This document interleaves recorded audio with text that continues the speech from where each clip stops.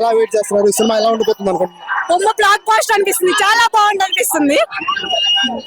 ఇప్పుడు ఈ సినిమా మీద మీ ఎక్స్పెక్టేషన్స్ ఎలా ఉన్నాయి? ఒక చాలా హైగా ఉన్నాయి. ఎంతైనా కానీ వరల్డ్ ఇండస్ట్రీకి బిగ్గెస్ట్ సూపర్ హీరో కాబట్టి ఎక్కడ తగ్గదు అనుకుంటున్నాం.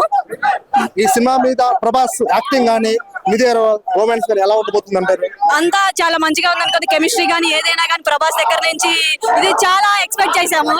దానికి తగ్గట్టు ఇచ్చారు మారుతి గారు కూడా. ఫైనల్లీ ఈ సినిమా మీద మీ ఎక్స్పెక్టేషన్స్ ఎలా ఉన్నాయి?